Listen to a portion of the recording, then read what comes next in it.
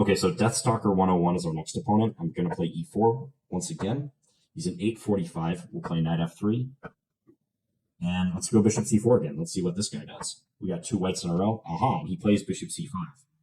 All right, so I'm going to play a move that is not strictly adhering to development principles, but I like this opening and I would recommend it to players of all levels. So c3 preparing a d4 pawn break. And he's capturing, and the goal is to get a position just like what I have here, with two strong pawns in the middle. Okay, he dropped his bishop back. He saw that that bishop was under attack. I'm just going to play knight c3. He pins me. Okay, so stop and ask yourself, what is black threatening right here? You could pause your video if you want to figure that out. All right, so black is threatening to take my knight on f3, and then regardless of which way I take, queen takes or pawn takes, he can take on d4. Because at that point, I would only have one defender of the d4 pawn. That's my queen. So I need another defender of this square. And the way to do that is to play bishop e3. Develop and defend at the same time. Now, if he takes on f3, I could take either way, actually. If I took with a queen, I'd be attacking f7. So that's kind of nice. He plays knight f6, reasonable move. I'm going to do the strategy that I spoke about earlier, which is to push h3. Now that I have d4 sufficiently guarded, I just want to see what he does with that bishop. Okay, here I should take with the pawn, because if I take with the queen, d4 is unguarded. A move ago, his knight was not on f6, so I would actually be attacking f7, but now I'm not anymore, so I'm going to take this way. All right, so he castles short. Now, our next order of business, we're almost fully developed. Our next order of business will be to where to put our king. And looking at the pawn structure, I've already accepted double pawns. Some of you might be cringing about those pawns. Rightly so, you know, they are kind of an eyesore. But look at this open G file we have leading towards this king. If I were to castle now, my king would be on that open file, and I'd have some weaknesses like h3. But I can play queen d2, looking to castle long.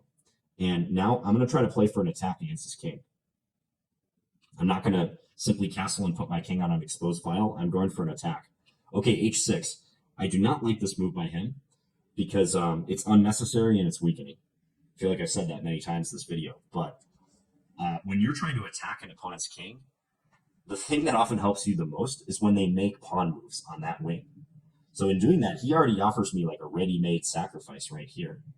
So I could do this sacrifice. So bishop takes h6, pawn takes h6, queen takes h6, and I'd already be threatening a quick rook g1.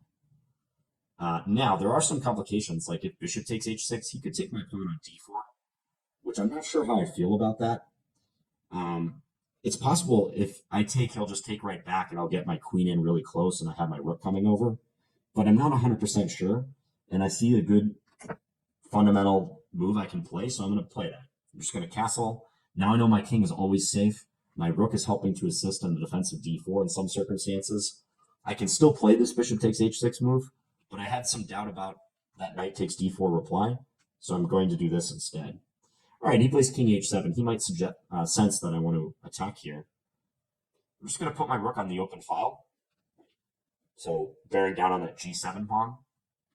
There are some sacrificial ideas like rook takes g7 or bishop takes h6, but I don't see anything immediately. I could try to double rooks on this file, so I could play like rook g2 and try to come over here. I also really like the idea of playing bishop d3 and kind of looking towards this king a little bit. My bishop isn't doing a whole lot on this current diagonal, so let's do this. Let's reposition this bishop.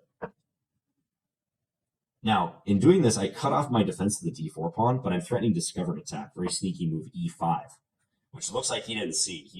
He's kind of focusing on his queen side, but this is far too slow. So now I have this e5 check move. Check from the bishop. I'm getting his knight on f6. And he just comes back with the king. Bishop takes h6 is probably very strong in this position.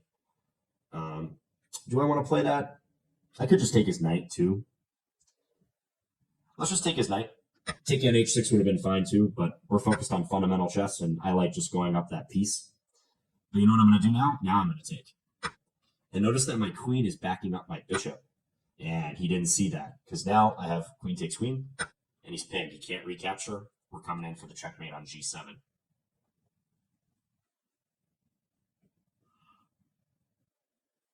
We're also threatening queen h7 mate.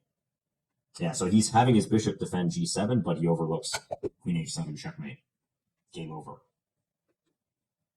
Okay, so this opponent played a little quickly. I mean, look at his time. He has 4:30 remaining at the end of the game. Kind of quick, even though there's an increment of 2 seconds. Hopefully, this illustrated a setup that I like after bishop c5, which is playing c3 and trying to build a big center with d4. The best move for black here is knight f6, counterattacking. His move d6 kind of allowed me to get what I wanted out of this, which is a big pawn center.